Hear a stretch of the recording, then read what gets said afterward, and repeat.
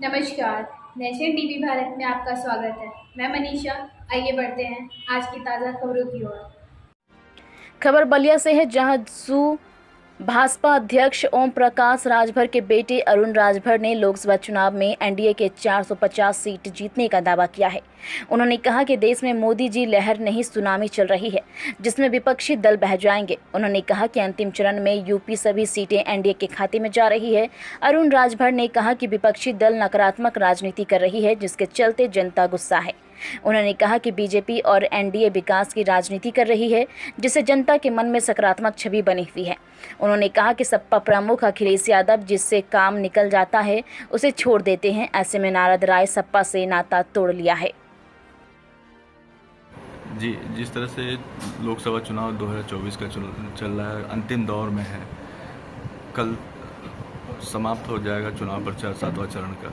क्या कहेंगे, किस तरह से पूरे देश की जनता ने जिस तरीके से मूड बनाया है, वह मूड विकास के लिए बनाया है। देश में हर एक गरीब को विकास की गारंटी पाने के लिए देश की जनता 140 करोड़ जनता ने यह फैसला कर लिया है कि हम तीसरी बार देश के प्रधानमंत्री आदरणीय मोदी जी को हम प्रधानमंत्री बनाएंगे और जन कल्याणकारी योजनाओं को हम जन जन तक पहुंचाएंगे। और पूरे उत्तर प्रदेश में जिस तरह लहर चल रहा है, वो लहर 6वें चरण तक आते आते वो सुनामी बदल गया है। और ये घोसी और 13 जो लोकसभा सीट पूर्वांचल की बची है, वो देखिएगा सुनामी में विपक्ष के लोग बह जाएंगे और एनडीए के सारे प्रत्याशी भारी अंतर से जीत के दिल्ली की पंचायत में जाकर के अपने क्षेत्रों के विकास के लिए चर्चा करेंगे और क्षेत्र के विकास के लिए देश के प्रधानमंत्री के साथ मिलकर के काम करने का काम करेंगे। लगता है कितना इस बार सीट निकल पाएगी एनडीए की? देखिए, हम लोगों ने नारा दिया है 400 पार का, और 400 पार का मुझे लगता है कि वो बहुत ही करीब पहुंच चुका है। और 13 सीटों का पूर्वांचल के अन्य राज्यों में जो सीटें बची हैं, अगर वो सीटें सही सलामत सही चीज़ से चलती रही तो मुझे लगता है कि 450 पार होने से हमको लगता है अतिशयोक्ति नहीं होगी, क्योंकि देश की जनता का मूड और जनमानस के बीच में जाने के बाद जो दिख रहा है, जनता में विरोधियों के प्रति बड़ी नकारात्मक बातें हैं। विरोधियों का नाम जनता लेते ही बौखला जा रही है। और मुझे ऐसा लगता है कि 4 जून के बाद, वो 4 जून को बड़ा मंगल है और मंगलकारी दिन है, तो मंगलकारी दिन के ही दिन ये विपक्षियों को ऐसे जगह जनता भेजेगी नकार करके कि फिर दोबारा उनका नाम लेने के लिए कोई तैयार नहीं होगा। मुझे ऐसा लग रहा है कि जिस तरीके से नकारात्मक राजनीति को विपक्ष के लोग कर रहे हैं, चाहे वो संविधान को लेकर के बोल रहे हो, चाहे लोकतंत्र को लेकर बोल रहे हो, चाहे आरक्षण को लेकर बोल रहे हो, मुझे ऐसा लग रहा है कि जिन लोगों ने आरक्षण खत्म करने की कोशिश अपने शासनकाल में किया है, जिन लोगों ने दलित पिछड़े आदिवासियों के साथ उनका हक मारने का काम किया है, आज देश के प्रधानमंत्री आदरणीय मोदी जी पिछड़े वर्गों में 2644 जातियों का सर्वे करा करके यह साबित किया कि कांग्रेस पार्टी ने देश के पिछड़े वर्गों के साथ धोखा किया, देश के दलितों के साथ धोखा किया, और उन्हीं के साथ धोखा करने वालों के साथ ही विपक्ष के लोग मिलकर के मोदी जी को रोकना चाहते हैं। तो मुझे लगता है कि देश के तमाम पिछड़े दलित, आदिवासी, मुसलमान, अगड़े वर्ग के लोग, हर वर्ग के लोग मिलकर के एनडीए की सरकार बना करके विपक्षियों को ऐसे जगह भेजेंगे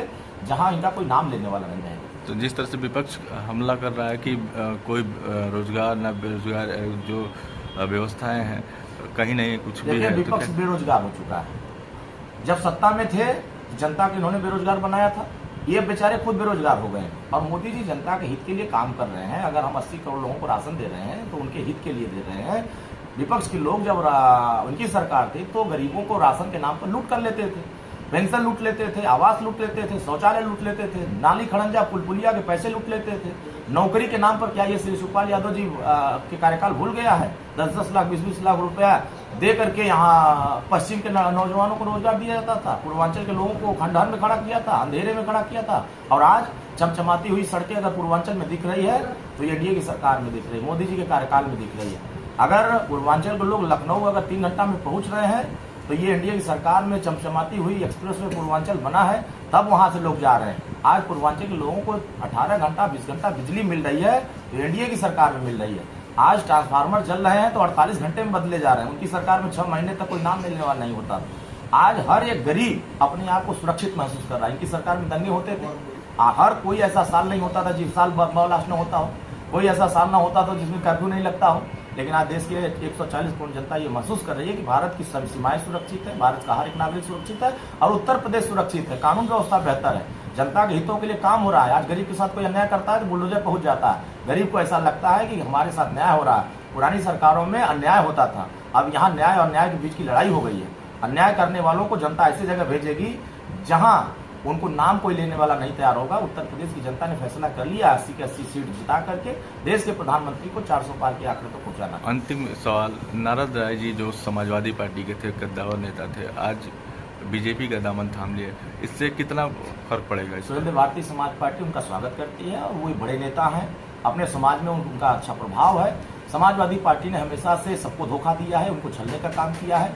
हर किसी को सिर्फ इस्तेमाल के लिए अपने साथ रखते हैं और जब इस्तेमाल हो जाता है तो उनको टाटा बाय बाय कर लेते हैं। तो मुझे ऐसा लगता है कि आदरणीय नारद राय जी ने जो फैसला किया है वो एनडीए के पक्ष में किया है और वो मजबूती के लिए। मुझे लगता है कि जो कुछ कसर रह गया था, बलिया, गाजीपुर, सलेमपुर, घोसी, अन्य जो 13 सीटें हैं उसमें अब वो सारे कसर पूरे हो गए। विपक्षियों का पूरी तरीके से सफाया होगा और समाजवादी पार्टी जो समाप्तवादी पार्टी हम लोग कहते रहे हैं, अब उसके कगार पर अब जाती दिख रही है। हर जगह उनके टूटन हो रहे हैं। आने वाले समयों में समाजवादी पार्टी के ही नहीं, विपक्ष के नेता कांग्रेस पार्टी का देश की जनता 10 साल ऐसे ही चलेगा तो भूल जाएगी कि उस देश में कोई कांग्रेस पार्टी भी थी। कितना फर्क पड़ेगा इनके आने से इस बार समाजवादी पार्टी पे? देखिए, वो तो फर्क उन्होंने जो सम्मेलन किया था, उस सम्मेलन के बाद से जो जनता का उत्साह है और जनता का जो माहौल क्रिएट हुआ है उससे स्पष्ट हो गया है कि भारी प्रचंड बहुमत से आदरणीय नीरज शेखर जी जीत रहे हैं, डॉक्टर अरविंद राजभर जी जीत रहे हैं, हमारे पारसनाथ राय जी जीत रहे हैं। जो हमारे सटे हुए 4-6 जिले सीटें हैं वो बहुत अंतर से, विरोधियों की जमानत जब्त होगी। हमारे सारे प्रत्याशी भारी अंतर से जीत के दिल्ली पंचायत में जाएंगे और अपने क्षेत्रों के विकास के लिए जनता के बीच में काम करेंगे।